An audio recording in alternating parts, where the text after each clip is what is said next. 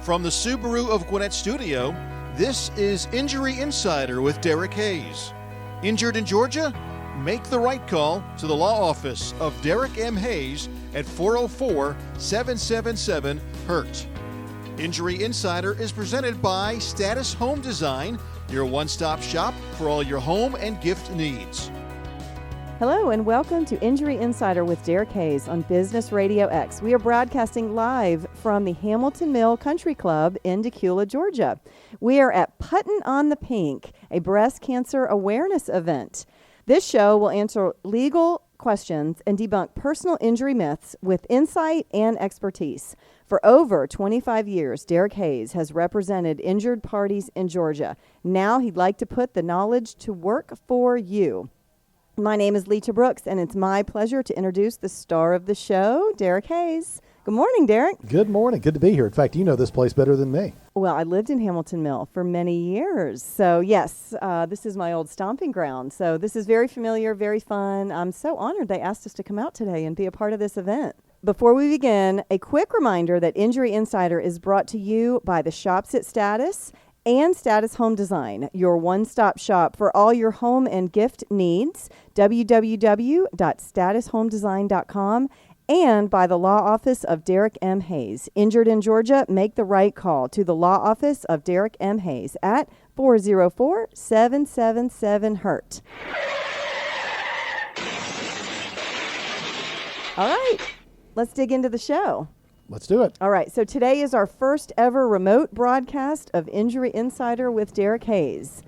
That does call for a toast? Yes, it does. Yes, we're going to have to Absolutely. do that after the show. We are taping it this morning. Yes, so it it's is. not It could quite be a mimosa, but besides that. That's right. That's right.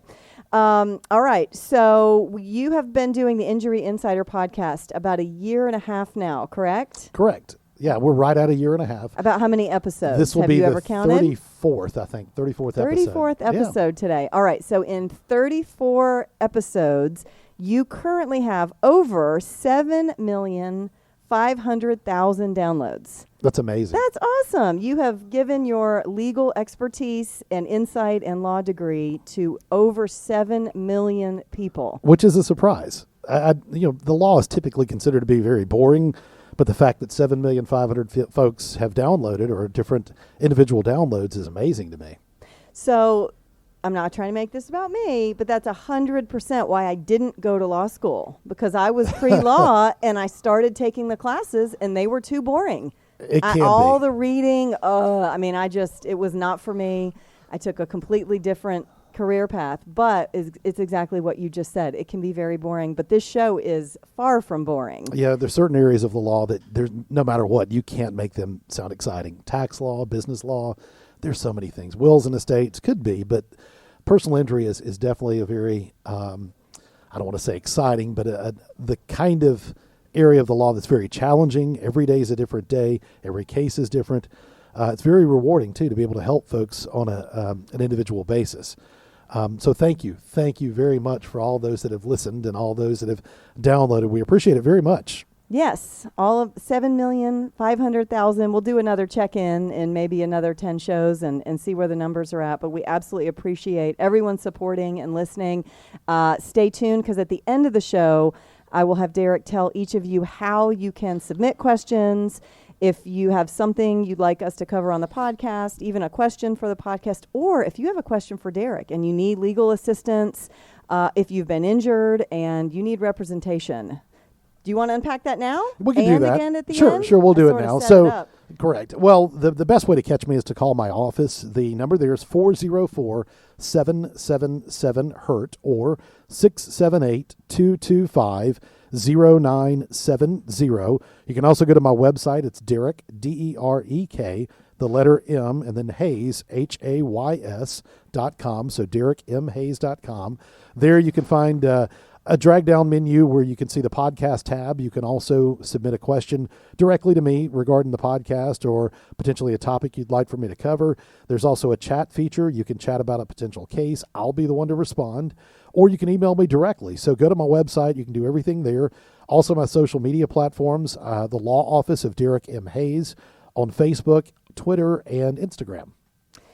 Yes, but I just tagged you on Instagram, and I think it's a little bit different. I think it's Derek starts first. Is that correct? You know what? I think Instagram did kind of throw us a curveball. I'm looking it up now. Yes. So, okay. So I'm going to say it. Derek M. Hayes Law Office.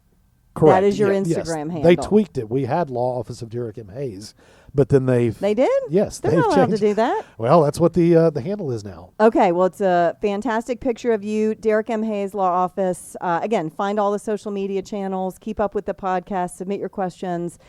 Basically, any which way that you need to reach Derek, you can. He's very accessible. All right, so you've done many different shows so far, and I'm very interested to see what you've got planned for us today, being outside and on a golf course. What are we going to talk about? So the last couple of shows I did initially voir dire, the jury selection process, then I did opening statements, and I was going to continue the trial theme.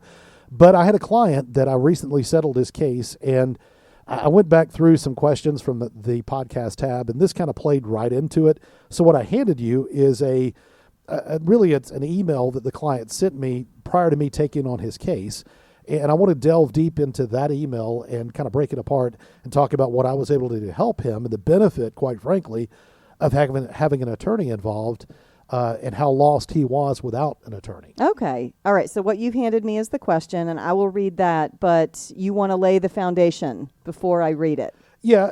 First of all, I had to get permission directly from the client to speak about this. I'm not going to use his name for it's protection, I guess you could say, or for client privilege, attorney-client privilege, confidentiality. Yep. But ultimately, he did give me permission to discuss this. I had just settled his case about a month ago, but the story that I want to tell is kind of an interesting twist on how he came to me and what I was able to do to help him out. This email came before the podcast started. But interestingly enough, I've had similar emails and questions that have come through the podcast tab, and his kind of answered a lot of those perfectly. So that's why I wanted to really talk about it. It represents some of the same questions I get on a regular basis. Oh, okay. So if this is a common theme in what you do, I'm going to dig right in if you're ready for me. Yeah, go ahead. Okay. All right. This is from John. I was hurt in a car wreck almost 2 years ago that wasn't my fault. I didn't break any bones or have surgery, but I did have some really bad muscle injuries and whiplash. I tried to handle the case on my own, and that seems like my first mistake. The other person's insurance company fixed my car a couple of weeks after the wreck, so I thought they would continue to work with me. I gave them a recorded statement and signed a form that they said they needed in order to get my medical records. When I sent them my medical bills from the hospital and the physical therapist that treated me after the hospital, they told me that my treatment wasn't necessary and refused to offer me any money at all. Let's stop right there. Okay. So they said, we're going to come back and go through this even deeper in a minute. That was a huge red flag. That's a key point right there, that they initially refused to offer any money at all. And so if you'll read on, you'll see what John decided to do. Okay. They said that their doctor didn't agree with my doctor's diagnosis and that any injuries I claimed were pre-existing. I didn't have any lower back surgery. I did have a lower back surgery 5 years ago, but I didn't even hurt my lower back in the wreck. I filed suit in magistrate court and it went to trial. I was completely lost in the courtroom. The judge made it clear that he couldn't help me during the trial. The defense attorney from the insurance company objected to almost everything I said, and the judge made me stop talking about a lot of things I felt were important. I feel really bad. Well, yeah. I'm ready for you to unpack this. And that's, we're kind of taking this point by point, but he went into a courtroom by himself without an attorney, going up against an attorney from an insurance company on the other side. And so, again, it's just not something I would ever recommend somebody to do, but you can see as you read on what happened with John. Okay. I had to take the witness stand and the defense attorney wouldn't let me talk. I had to answer his questions, but I never felt like the judge got to hear my story. I just had the medical bills with me, but the judge explained that I couldn't talk about my treatment. After it was over, the judge didn't even award me money for all of my medical bills. My total bills were approximately $9,000, and my verdict was only $6,500. That was just enough to cover the hospital bill, but nothing more. He said that I could appeal the verdict, but I don't know what to do now. Can you help me? Aww. Can you imagine that? So I just have a quick question. I'm jumping all the way to the end. Can you help me? And I know you're going to unpack this, but it had already gone to court. Yes. John had tried to do this on his own, which, I've said before in many other podcasts, it's an extremely difficult task to try and take a personal injury claim on your own and expect and anticipate an insurance company to do what they should do, and that is compensate you fairly. There's nothing that requires an insurance company to take you by the hand and walk you through the process. So quite frankly, the less you know, the less they pay, and that's what they're preying upon and hoping for. So in John's situation, he went all the way to a magistrate court trial, and we'll talk a little bit more about that in a second, but he got a verdict of $6,500, but his medical bills were over $9,000. $9,000. But that it doesn't even seem fair. That's what most people say. But the problem was, from an evidentiary standpoint, John was not able to produce the evidence properly so the judge could even consider the additional medical expense from the physical therapist. Well, he said the judge wouldn't even let him talk. That's part of it. He did not know how to put things into evidence. So if it did not come into evidence properly, the judge could not consider it. So unfortunately, John, on his own, without the knowledge of direct examination, cross-examination, how to present evidence and into the record, he was not able to produce that properly, so therefore the judge could not consider it. So in my novice education on this, even though I do the Injury Insider with you, I would maybe guess, and maybe you know a little bit more about it, could the defense block everything he was doing at every turn? That's why they objected nonstop. He even said in the email that every time I tried to say something, the defense attorney was objecting. Well, of course they were. Their rules of evidence, they're a lot more lax in magistrate court, which is considered to also be people's court. It's a lot more lax there, but even still, there are basic records and foundational things you have to do to present into evidence documents or medical expenses to be considered by the judge. So to kind of start from the beginning and kind of parse this out a lot, the car wreck occurred, and John said that he did not have significant injuries, but anytime you're injured, pain is relative to the person. So I've had many clients through the years that have had severe muscle injuries, tissue injuries, whiplash, that suffered severely from those problems and even led to surgery, although they weren't broken bones. So the perception John had was, well, my injuries aren't that bad. I didn't break any bones. I didn't have surgery. Well, that's, again, kind of a first mistake, because your injuries, you're entitled to have those treated and addressed and resolved. But John thought, well, since they weren't that bad, I don't really want to bother with this. He also relied on the fact that from the very beginning, the insurance company, as he said, within a couple of weeks, they fixed his car. So he thought, well, since they're working with me, they took care of my property damage, this isn't going to be a problem. I don't need to spend the time or the money going with an attorney to try and pursue something when the insurance company is doing what they should. Those are completely separate. Correct. And he didn't realize that. Correct. Property damage and personal injury settlements are two separate things. Are they different departments? Do you work with the same adjuster, or? It depends. Many times it depends on the insurance company as to whether or not it's the same adjuster for property damage and the bodily injury claim. Sometimes there is truly a property damage department, and that's all you'll deal with those adjusters. Other times they're injury adjusters that are trained to work with people who are not represented, and personal injury adjusters who deal only with attorneys. So again, depends on the insurance company. He likely presented his property damage claim. They immediately went ahead and paid for it within a couple of weeks. He thought, okay, they're working with me. They'll be good. I don't need to have an attorney because they've accepted responsibility. And that was the first trap that John fell into. So the next part of that was giving the recorded statement, and also signing. He said he signed a form. What he signed was a HIPAA form, even though John didn't know what that meant at the time. A HIPAA form allows the person who has that to get all of your medical records and your medical bills, not only related to this specific incident, but any prior medical records and prior medical bills. So by the time John presented his claim to the adjuster, they'd already gone back and gotten the records and bills from that prior surgery that occurred 5 years ago. So they already knew about John's pre-existing condition. Even though he didn't injure his lower back in this wreck, it's a way for them to muddy the water and say, no, you're damaged goods. Right. You were already hurt. We simply aggravated a pre-existing problem. That's a great argument on their side, and I still feel really bad for John. Yep. So when he sent those medical records and he sent those physical therapy records and those bills, again, they refused to pay any money at all. That was their response. Another little key element to this that John didn't put in his email to me, it was a 2-day delay, if you want to call it that. This was all pre-COVID. So none of this occurred during the time where COVID was a thing, but John didn't go right away to the hospital. Well, the reason why he didn't go, this happened on a Friday. And he got through the weekend because he did not have to go to work. He was at home, he rested, and by Monday afternoon, he was in severe pain. So he left work early specifically to go to the hospital for the first time to address the problems, just because he thought taking some Advil, some ibuprofen, those kind of things, it'll subside, I'll be okay. Well, unfortunately, it didn't. Well, yeah, but that is with most soft tissue injuries. Correct. They're usually worse the day and then the following day after that. That's when they flare up. So the insurance company's argument was, well, since you didn't go right away, you weren't that injured. You weren't hurt. It's something you did over that weekend that caused the back pain that led to you having to go to the hospital on Monday, and now you're trying to point fingers at us and blame us in a car wreck. I really want to know what happened. So, well, let's kind of, again, continue forward through this. I just want to know. So when they denied his claim, and that's what they did, they flat out said, we're not going to pay a dime. We don't feel as though any of these bills are related to your car wreck. John's only choice, since he was trying to do this on his own, was to file suit. And we've talked about courts in the past on other podcasts. Magistrate court was his only option. And magistrate court, the damages capped at $15,000.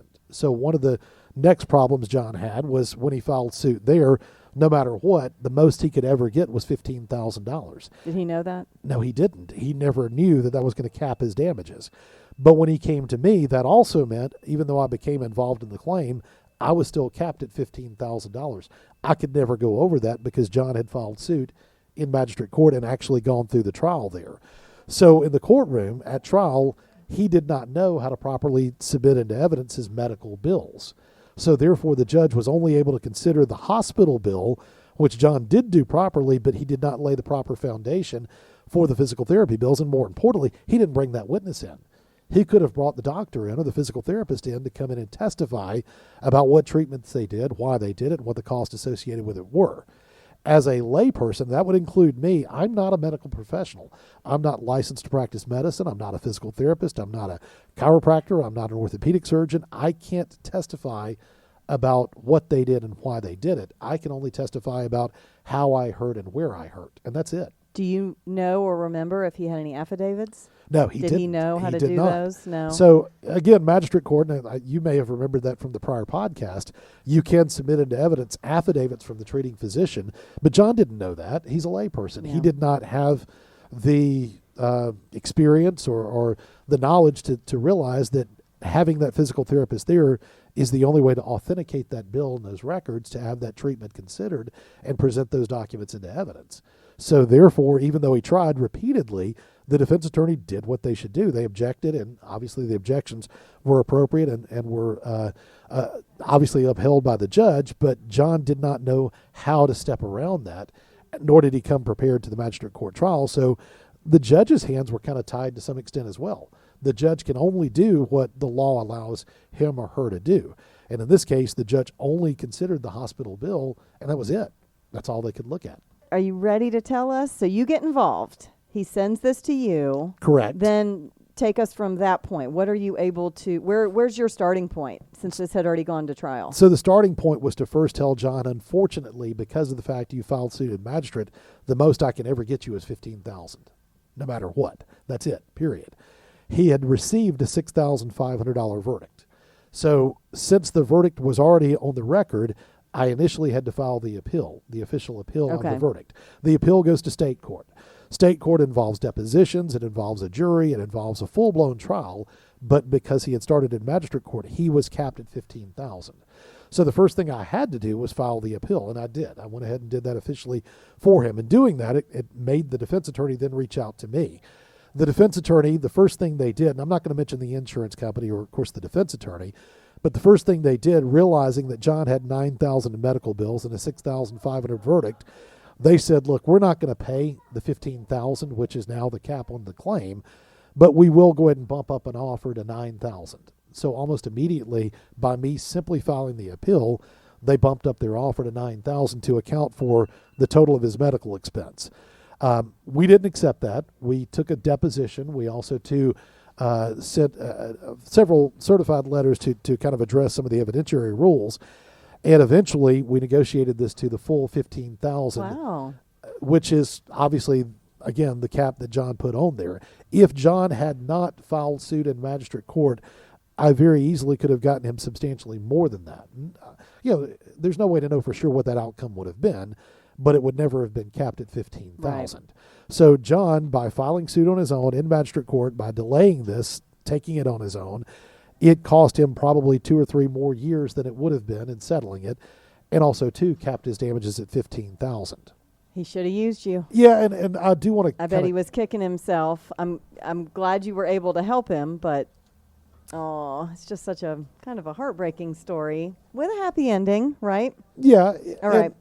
The reality is that this is a perfect example. This is why I did this. People will ask me, well, do I really need an attorney? Or people will call after they've tried to handle it on their own and say, I thought I did not need an attorney. I thought that I could do this on my own. I thought the insurance company would treat me fairly. So you had I'm not going to say any names, but a friend, family member this week had a car accident, called just to ask questions. Yes. Like they wanted just, let me talk to the injury insider, but we're going to handle it on their own. And we were kind of cringing that night going, oh, no, this is what's going to happen. They're going to end up just like John. Correct. Well, there's several reasons aside from just those that John talked about in his email. Statistically, and these are stats that are very readily available, people who have attorneys in personal injury claims wind up with as little as 30% more, but as much as 50-something, I think it's 57% more money. So you can get up to 57% more, but at least 30% more money in pocket with an attorney involved. We know what needs to be done to obviously maximize the value of the claim, negotiate medical expenses, deal with what are known as subrogation claims, liens, all those collateral issues that come up in a personal injury case where someone who's not aware of those things or doesn't know how to deal with those can very easily cost themselves a substantial amount of money. What's the number one reason people don't use an attorney? What's the word I'm trying to think of? The Generally, it's misconception. Misconception. Yes. Generally, it costs too much. It Okay. costs too much to hire an attorney. The reality is all I do is contingency fee work, meaning that I don't get paid a penny unless and until I get money from my clients. So with that being said, it's kind of a win-win proposition. If there is no money and there's no recovery, for whatever reason, you don't owe me a penny. So that would be the misconception. So let's say you've gone through a divorce, and that can be extremely costly, especially if it's a contentious divorce and you're paying on a retainer, but all attorneys do not get paid the same. Correct. Your contingency, that's a lot different. That's hourly. There's Right. billables. There's lots of different ways. So yes, a retainer is, and divorce cases are different, criminal cases are different, Right. Business cases are different.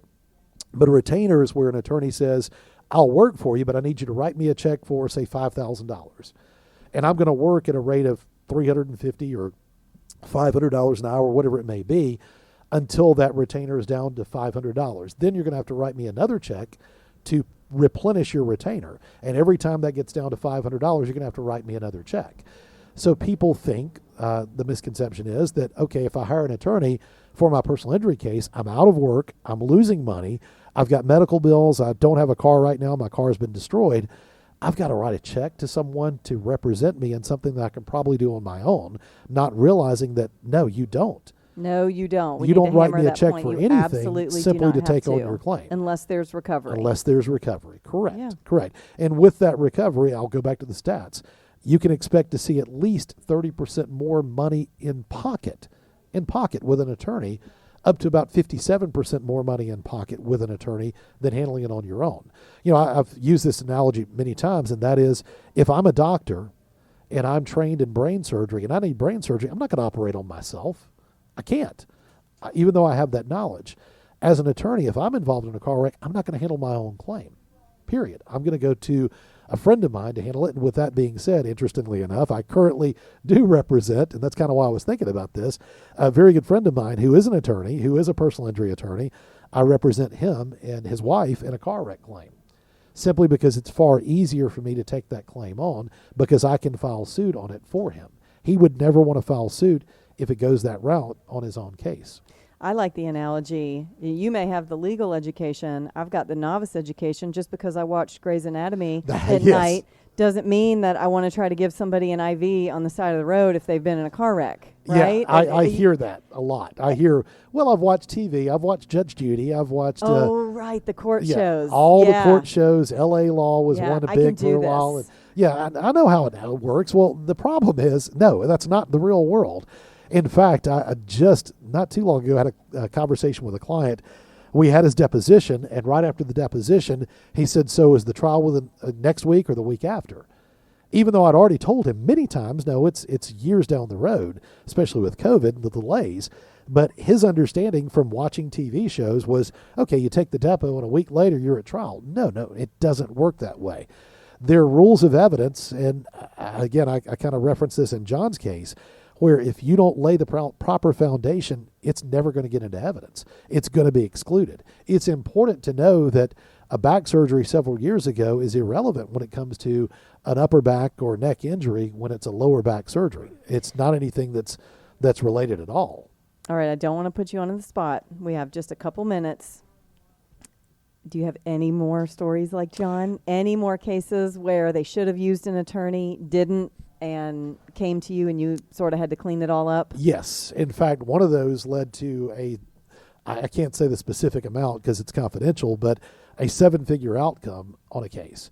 And the reason why, the client had what would be considered to be a severe injury, a surgical injury. There was no paralysis, but it was an extreme injury. And the recovery is going to be a lifelong thing for him. The problem was the person that caused the actual car wreck only had $50,000 per person in individual coverage. So this client came to me and thought that all he would ever be able to get was $50,000 because that was the policy limit for the at-fault driver. What he did not realize was the tire that was on his car at the time was a tire that was the subject of litigation, class action status for tire tread separation. And so that, what we call a collateral or derivative claim, that claim, instead of a $50,000 liability policy for a car insurance company, led to a multi-million-dollar policy for a car manufacturing or a tire manufacturing company. So it opened the door to a product liability case that if he had settled the underlying car wreck claim, if he had signed off on a release document that's known as a general release, which not only closed that car wreck claim, but also closed any of those collateral or derivative claims, we never would have been able to pursue that tire separation case on his behalf because the tire tread separated, which led to his car flipping, which led to the more severe injuries. And we were able to prove that because that was happening on a regular basis with this particular tire. Yeah. And it made the news. It's one of those that's been out there for a while. So I'm sure people are kind of aware of those cases. But the problem with someone handling a case on their own and not having a vehicle inspected necessarily when it comes to a crashworthiness case or a product liability case, they're potentially throwing out the window the chance to be fully compensated, as opposed to, in his case, the only money that he thought was out there was $50,000. Wow. So yes, that's yet again another smile reason on my face for that one. Another right? reason to consult with an attorney, and specifically me. That's those are the kind of things I want to look into, because you may be walking away from an opportunity to be compensated appropriately, as opposed to thinking, well, this is all I can get. Right. And don't sign anything. Do not. Don't take your statements. Don't do any of that. Contact Derek. Correct.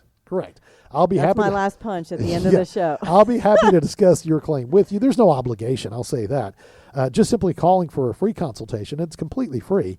It'll give me a chance to dive deeper into your facts and find out if there are things there that we can investigate to potentially, again, tap into to provide more of a recovery, or quite frankly, more of an appropriate recovery.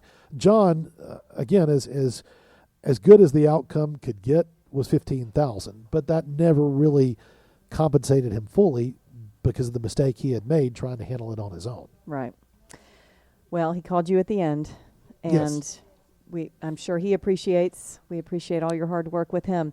Now, in the top of the show, we unpacked all your social media. I'm going to let you say it one more time in case anyone listening, it sort of triggers, I want to tell so-and-so to call, or I have a question for the podcast. Tell everybody listening one more time how they can reach you. Yes, please do. Reach me through my website first. It's Derek M. Hayes, D-E-R-E-K, the letter M. Hayes is H-A-Y-S.